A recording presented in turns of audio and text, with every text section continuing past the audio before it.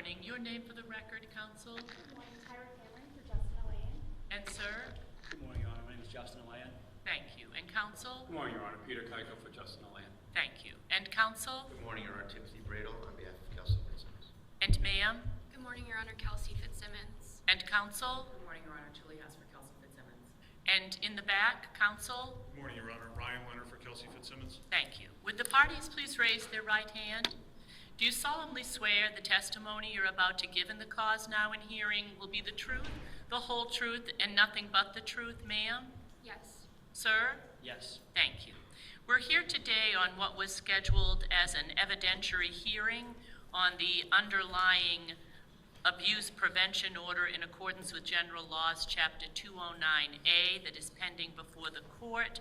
The court has been provided by the clerk a joint motion to incorporate a stipulation of the parties regarding the extension of the abuse prevention order. Is that correct, counsel? Yes, Your Honor. And from your behalf, counsel? Yes, Judge. All I'm pleased to report the stipulation. All right, I've had the opportunity to review the stipulation, and I appreciate the time and effort that counsel put into achieving that. I do have problems with the following language. I'm just going to read the language to you. In paragraph 2, it indicates the parties agreed that the 209A abuse prevention order as modified herein shall remain in full force and effect for a finite period of 90 days. Then this is where I'm not comfortable with the following language. And provided that there are no violations of the order during that time, shall automatically expire and be vacated on July 13th, 2026 without the need for a further hearing or review. I'm not comfortable with that language. I would accept that you wish the abuse prevention order to be in effect for a 90-day period, and then I would schedule it for review on the July 13th date, if that is actually the 90-day date. I'm just not comfortable with the other language. However you folks elect to deal with the hearing at that time, that would be fine. But I understand your intention, but I'm just not willing to accept that language. Do counsel wish to confer for a moment? I think we have it ready for you, Judge, and I think Attorney Hess is going to address that. All right, because I know that I did receive an amended, so to speak, version, which says, and shall, you use the word in yours, automatically expire and be vacated without the need for further hearing. Is that what you wish to be heard on? Well, yes, Your Honor. First, with respect to the amendment, we took out the word automatically. Does Yep. Your Honor still have an issue?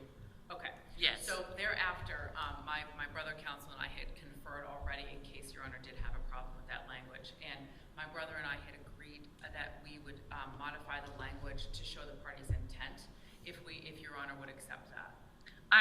I take abuse prevention orders very seriously, and given the nature of review each time the matter comes before me, I would not accept any representations as to what the parties intend, because I don't necessarily see that as relevant.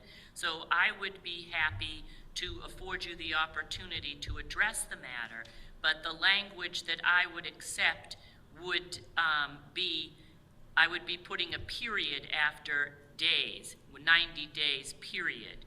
And so then the matter would be, and then the matter will be scheduled for a review on July 13th, 2026. Because I don't like to condition things on hypotheticals, especially in 209As. Do you wish to step back for a moment and Yes, consult with your brother and your client? Why don't we just have the parties step back, and we do have, how many conference rooms do we have out there? Do we have all right, so if you could follow the instructions of my court officer, you can each utilize one of the conference rooms, and then I'll give you a call back in about 5 or 10 minutes. Does that work? If you need additional time, let my court officer know. All right, so we will we will continue the matter just for about 5 or 10 minutes so counsel can address the position of the court. All right? All right, thank you. All right, you may step back. Thank you.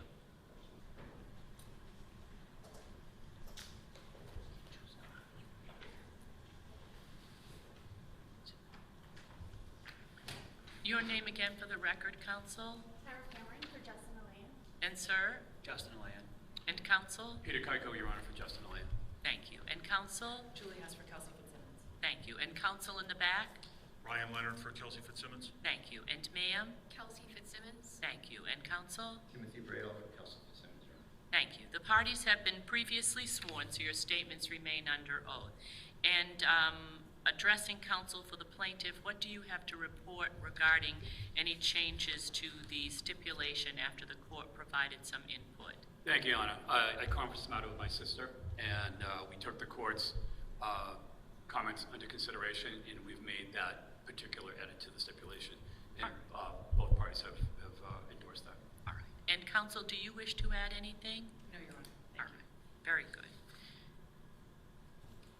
These questions will be directed to the parties relative to the stipulation that was filed today and then altered after second call. The court is addressing what we will call the amended stipulation.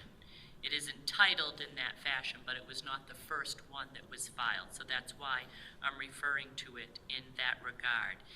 Do either of the attorneys wish to summarize it, or should the court summarize it? Why don't I have you summarize it, counsel? Thank you, Your Honor. All right.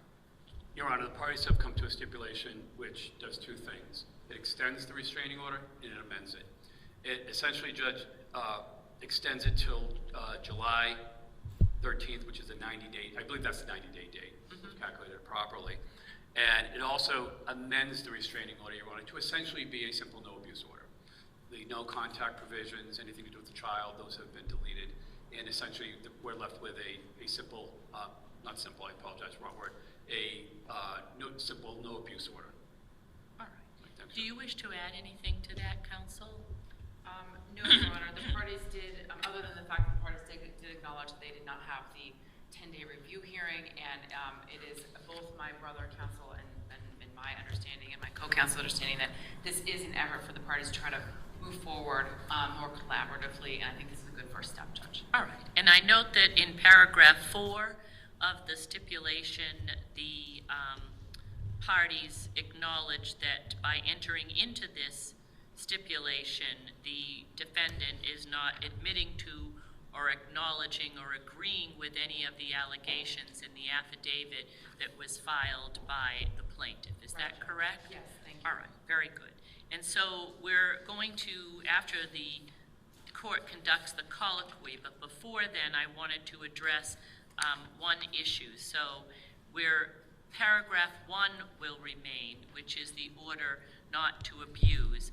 Paragraph 2 is going to be vacated, which is the contact provision. So in the event that the court accepts the stipulation, there will no longer be any prohibition relative to contact between the parties. Is that correct, counsel? That's correct, Your Honor.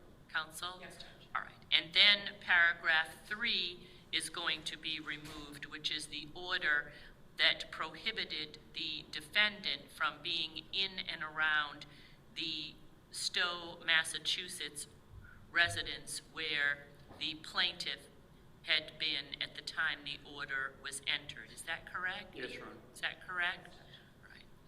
And then 4A was a prohibition that the defendant could not be in and around the plaintiff's work area, and that is being lifted. Is that correct, counsel? Yes, Your Honor. Is that correct, counsel? And then 6, the father, plaintiff, had been granted custody of the minor through paragraph 6, and that's being removed. Is that correct, counsel? Yes, Your Honor, and I'd like to add that there is a temporary order in place on the 209C case that does reference custody. All right. And is that your understanding? Yes, sir. So while custody is vacated under the 209A order, there's currently a 209C order that provides that father has custody, and the parties are aware of that. Is that correct? That's correct, Your Honor. Is that correct? Okay. And then paragraph 7, which prohibited previously contact with the child, that's going to be vacated as well. Is that correct? That's correct, and likewise, Judge, there is a temporary order, the 209C case, that references contact with the child. Is that your understanding, counsel? Right. And the other provisions remain, including paragraph 12. Is that correct? Yes, Your Honor. Is that correct? All right. Do either counsel wish to make any other comments prior to the court conducting the colloquy? No, Your Honor. All right, very good. These questions are directed to the parties. You are here today for an evidentiary hearing wherein you would be afforded the opportunity to present evidence, to have witnesses, and to conduct testimony and cross-examination. Are you aware of that, sir? Yes, Your Honor. Are you aware of that, ma'am? Yes, Your Honor. And this was considered what would be called a 10-day hearing because the 10-day hearing had previously been continued on a number of occasions due to other reasons that the parties had agreed to. Is that your understanding, sir? Yes, Your Honor. Ma'am? Yes, Your Honor. And based upon that information, both of you are electing to waive the ability to engage in an evidentiary hearing today. Is that your understanding, sir? Yes, Your Honor. Ma'am? Yes, Your Honor. Did you have enough time to think about that, sir? Yes, Your Honor. Ma'am? Yes, Your Honor. And did you have sufficient time to communicate with your attorneys about this issue and to have all of your questions answered by your attorney to your satisfaction, sir? Yes, Your Honor. Ma'am? Yes, Your Honor. And based upon the stipulation that you have provided to the court, certain important issues have been altered, so we'll review those. Paragraph 1 will remain, which indicates that that you, ma'am, will not engage in any abusive behavior toward the plaintiff, Mr. Alain. Do you understand that, ma'am? Yes, Your Honor. And do you understand that provision, sir? Yes, Your Honor. Furthermore, moving on to paragraph 2, wherein previously, ma'am, you were ordered not to contact the plaintiff and to stay 150 yards away from the plaintiff. And sir, you are now requesting that the court remove that provision. Is that correct? Correct, Your Honor. And is it your understanding, ma'am, that that provision will be removed? Yes, Your Honor. So is it your understanding, sir, that there will no longer be a prohibition for the defendant to contact you? Are you aware of that? Yes, Your Honor. Are you aware of that provision, ma'am, and understand it? Yes, Your Honor. And you understand it as well, sir, is that correct? That is correct, Your Honor. And similarly, paragraph 3, there was an order that the defendant leave and stay away from the address where the plaintiff had previously indicated he was residing. And sir, you are requesting that the court vacate that provision, is that correct? Yes, Your Honor. So you're aware that there will no longer be a prohibition for the defendant to come to that location, is that correct? Yes, Your Honor. All right. And, ma'am, similarly, you understand that there are no longer any provisions relative to you staying away from the residence of the plaintiff. Are you aware of that? Yes, Your Honor. All right. And similarly, there was a prohibition, sir, previously that the defendant remain away from your place of employment. Are you aware of that? Yes, Your Honor. And you are now asking the court to vacate that position. Is that correct? Yes, Your Honor. So you understand that if the court allows the stipulation, there will no longer be a prohibition that the defendant stay away from your place of employment. Do you understand that? I do, Your Honor. And similarly, ma'am, do you understand now there is no prohibition relative to you staying away from the plaintiff's place of employment? Are you aware of that? Yes, Your Honor. And there is a child that the two of you share. This 209A order had previously provided the plaintiff father with custody, but the court understands, sir, that you are now asking that that provision under the Chapter 209A restraining order only be vacated. Is that correct? Yes, Your Honor. And do you understand that, ma'am? Yes, Your Honor. But do you also understand, ma'am, that there is another order in this court through another case that provides father with the custody of the child? Are you aware of that? Yes, Your Honor. And you're aware of that as well, sir. Is that correct? Yes, Your Honor. And similarly, paragraph 7 was a prohibition from defendant contacting the child. And sir, you are now requesting that the court vacate that position. Is that correct? That is correct. Is that correct, ma'am? Yes, Yes, Your Honor. So are you aware, sir, that if the court accepts this stipulation, there will no longer be a no-contact provision in effect between the defendant mother and the minor child? Are you aware of that? That is correct, Your Honor. And are you aware of that? Yes, Your Honor. All right. And the other provisions that remain is paragraph 12 relative to the surrender of any firearms. Are you aware of that, sir? Yes, Your Honor. And ma'am, are you aware that there is still in effect the requirement that any firearms that you may have had or have are going to be turned over to the North Andover Police Department? Are you aware of that, ma'am? Yes, Your Honor. And that provision remains in effect. Are you aware of that? Yes, Your Honor.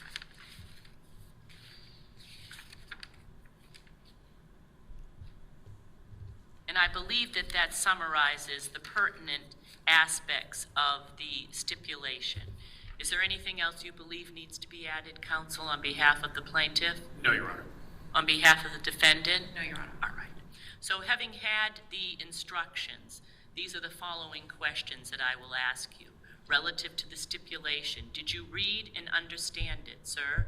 Yes, Your Honor, I did. Ma'am? Yes, Your Honor. Did you have enough time to think about it, sir? Yes, Your Honor. Ma'am? Yes, Your Honor. Did you have enough time to think about the changes that were made after the first call? Sir? Yes, Your Honor. Ma'am? Yes, Your Honor. Did you have sufficient time to communicate with your attorneys and to have all of the questions that you may have had relative to this matter answered to your satisfaction, sir? Yes, Your Honor. Ma'am? And did you sign the stipulation freely and voluntarily, sir? I did, Your Honor. Ma'am? Yes, Your Honor. Very good. Then based upon your testimony and as part of the colloquy, I will accept the stipulation, finding that it is fair and reasonable and free from fraud or coercion, and enter it in as part of the amendment to the restraining order. And I will make that change now. I know that the matter was also scheduled for a review of the 209C, but I'd like to handle that separately, so if you would kindly be seated, I'll complete the paperwork on the 209A order, and then we'll address the 209C. You may remain seated where you are. Thank you.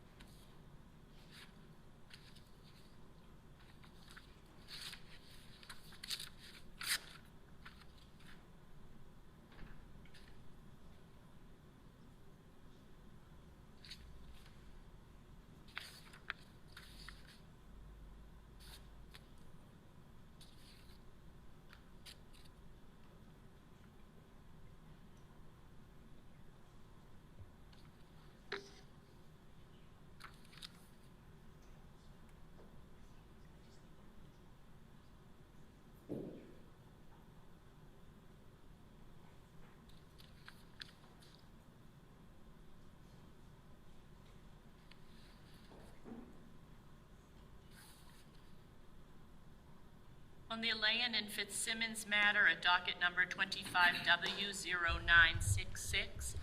Good morning again, counsel. Your name for the record? Good morning, Tyra Cameron for Justin Alain. And sir? Justin Alain. And counsel? Peter Keiko, Your Honor, for Justin Alain. Thank you. And counsel? Julie Hess for Kelsey Fitzsimmons. And in the back, counsel? Morning again, Your Honor. Ryan Leonard for Kelsey Fitzsimmons. And ma'am? Good morning, Your Honor. Kelsey Fitzsimmons. And counsel? Timothy Bradle for Kelsey Fitzsimmons. Thank you. Once again, the parties have been previously sworn, so their statements remain under oath. The 209C matter was also scheduled for a review hearing today. I understand that next Thursday, that there were other motions scheduled. Is that correct, counsel? That is correct, Judge. There were cross motions for temporary orders. All right. Is that correct? All right.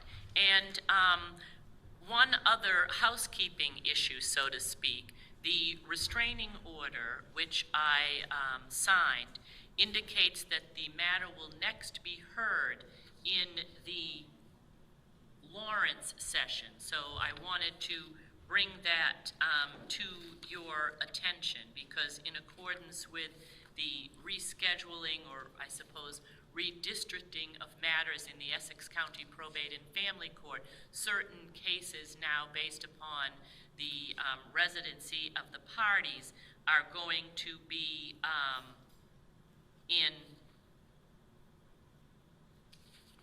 Lawrence. All right. I'm going to, so that we don't mix cases up, I'm going to continue with the 209C, but I may need to address one other matter in the 209A with you, okay? So, what do you wish to report to me relative to the 209C 25W0966 case, counsel? Well, Judge, generally speaking, my sister and I did file a joint status memo. Gives the court a procedural history of the case. We have exchanged some discovery that we still both have to clean up. We referenced the motions, and this case was originally scheduled for a pretrial conference on May 1st before Her Honor. In light of the fact that the case is being moved, we've had some conversations with your session clerk, and we understand that the 209C case is also being moved to Lawrence. Correct. And we've lined up with the court's great help a date for the pretrial conference, which I believe is July 15th. And it was also our understanding, Your Honor, that Judge Ulwick had availability on her motion hearing list for April 28th for our motions. Also recognizing that the court was willing to hear our motions on the 23rd, we've agreed to have, since the case is going to be moved to Lawrence anyway, we've agreed to have the cross motions for temporary orders heard on the 28th in Lawrence before Judge Ulwick. We have provided the court with a joint motion to procedurally make that clear. And what date were you seeking to have them heard? The Madam Clerk gave us a date of March 28th, which we have put into a joint motion. I'm sorry, April. 28th. Okay, because I'm just going to give that back to you because the motion is titled using March. So I'm just going to have you. I think that was just a scrivener's error. It was absolutely a scrivener's error. No problem. Thank you, Your Honor. Okay. All right. All right. So the motion now is titled Joint Motion to Move Hearing from date from 4/23 to 4/28. Is that correct? All right. And Judge Ulwick has availability on that date? All right. And so both counsel, recognizing that the matter is going to be transferred ultimately to Lawrence, want to have the same judge make the underlying temporary order as well as address the matter going forward. Is that correct? Yes, Your Honor. Is that correct? All right. I'm going to allow that.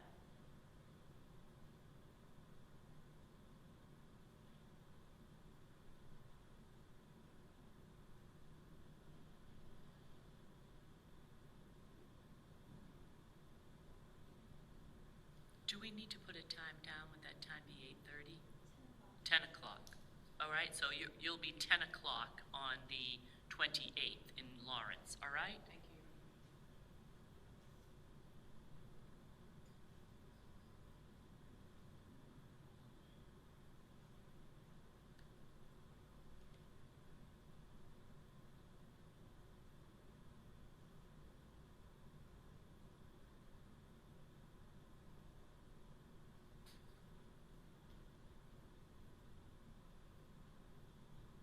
And I'm going to add on this motion that all prior orders not inconsistent herewith remain in effect. Is that agreeable to you, counsel? It is, Your Honor, thank you. Is that agreeable to you, counsel? All right.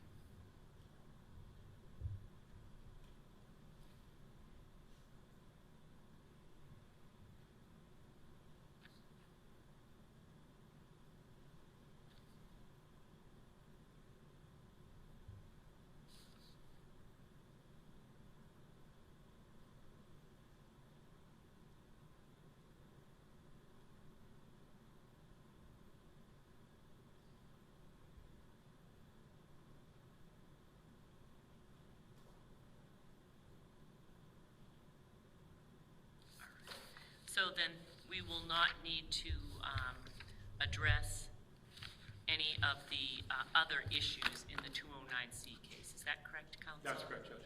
Counsel? All right. So let's just, one quick moment, look back. I'm just looking at your stipulation. I just want to indicate you didn't, I think that the way we have it is fine. It just says, the parties agree the abuse prevention order as modified herein shall remain in full force and effect for a period of 90 days. And we have the 15th of July. Is that the 90-day date, or is that the date that Judge Elwick can hear the matter? The 15th is their pretrial date in Okay. front of Judge Elwick. Okay. So do you folks want to do that so that I'm trying to avoid you having to come into court on multiple times. So you're scheduled for April 28th for motions in the 209C. I think we acknowledge that, Yes. correct? And then in the 209A, you had asked for a 90-day date. However, because the matter is being transferred to Lawrence, the date for the pretrial is July 15th. And I was going to continue the restraining order to that date so that you didn't have to come in on the 13th and then on the 15th. So is that agreeable to you, counsel? It is. Is that agreeable to you, counsel? It is, Your Honor. It's just that, you know, you can imagine the gravity of a no abuse order for anyone and everyone involved. If the court is agreeable, I would prefer to leave on the 13th date, and it also coincides with the 90 days that we put in the stipulation. Because Modified in 92 right, days. but the reason why I asked is because, let me just see, because you crossed that whole thing out. Well, we Do you did, see what I mean? I'm just wondering where, So we I- can leave it with the 90 days and then just have it be the 13th if you want to do I that. would prefer to do that, Okay. Your Honor, and the 13th is certainly already on the restraining order, is my understanding, right, as the return date. Yep, I mean, we can easily do it that way. Thank you All right. for Do- asking, Judge. All right, so I'm going to indicate that the restraining order will be on review for the 13th, as was requested in the order, in the stipulation, even though it was crossed out. It says the 90-day period, so I think that in and of itself is clear. Yes, thank you, Judge. Do you understand that, I do, counsel? Judge, that's fine. And you understand that? Okay, very good. I just wanted to make sure. All right. Okay. And Your Honor, just to be clear for housekeeping, Yes. the 209C is also being transferred to Lawrence, so that's where we're supposed to be on the 13th, is that correct? Correct. All of the matters now will go together to Lawrence. So your dates for hearing will be as follows. The motions will be addressed on April 28th at 10 a.m. in Lawrence before Judge Elwick. The abuse prevention order will be heard on July 13th at, should we do that at 9 or 10? All right, at 10 a.m. in Lawrence. And then the pretrial will also be heard in front of Judge Elwick in Lawrence on the 15th of July, and that notice and order has already been prepared. All right? So I think that Thank you, Your Honor. clarifies. Let me just double check all of the documents here.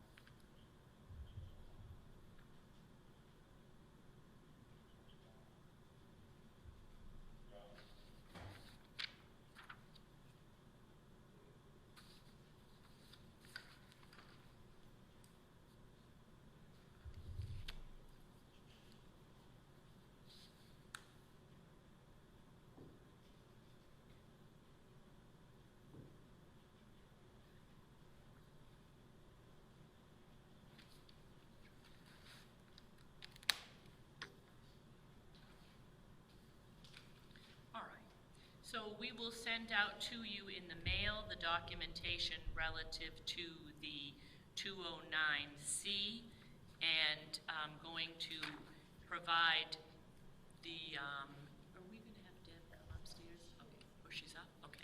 And our 209A clerk, I'm going to give the 209A order to her, and then the parties can cooperate with her following the instructions of my court officer to have those matters served. Madam Court Officer, could you kindly provide that to our 209A clerk? So I believe that that concludes all of the matters before the court today. Is that correct, counsel? It does, For the Your Honor. plaintiff, Thank you very much. Plaintiff, counsel for the defendant? Very good, thank you. You may step back, and we will get these others out to you in the mail promptly. Thank you very much. Thank you, Judge. You're welcome.